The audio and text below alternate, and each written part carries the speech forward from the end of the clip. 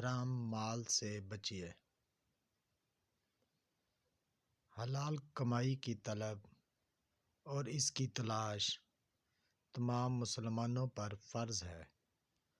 حرام کھا کر عبادت کرنا پانی پر بنیاد رکھنے کے برابر ہے۔ بزرگان دین نے ایسا ہی کہا ہے۔ اس بات کا بھی گمان نہ کرنا کہ حلال نایاب ہے۔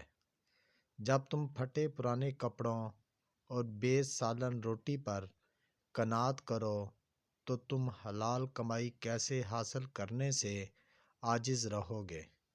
البتہ شان و شوکت اور ناز و نعمت کی زندگی مال حلال سے دشوار ہے۔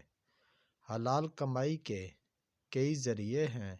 آدمی کو اس بات کی تکلیف نہیں دی گئی ہے کہ ہر پیشہ اور ہر کام کی تمام ڈھکی چھپی اور پوشیدہ باتوں کو جانے، بلکہ جس چیز کے بارے میں یقین سے جانتے ہو کہ حرام ہے دور رہو، اور ہر چیز جس پر کسی دلیل کی بنا پر اس کے حرام ہونے پر دل گواہی دیتا ہے، اور یا کوئی علامت اس مال کے حرام ہونے پر دلیل ہو، اس سے بھی دور رہنا چاہیے۔ جس چیز کے حرام ہونے پر کوئی دلیل نہ ہو اور علامت بھی نہ ہو تو وہ حلال ہے۔ کسی مال کے حلال ہونے کی دلیل یہ ہے کہ وہ بادشاہ کے ہاتھ سے ملی ہو۔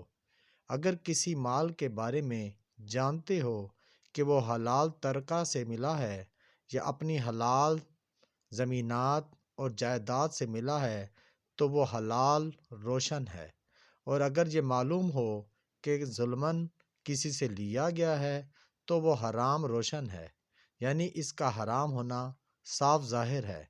اگر یہ معلوم نہ ہو کہ وہ مال کہاں سے آیا ہے اور اس کا بڑا حصہ حرام ہے تو اس سے بھی پرہیز کرو، کیونکہ ظلماً اس کا حاصل ہونا بظاہر اس کے حرام ہونے کی دلیل ہے، اگرچہ اس کا یقین نہ ہو۔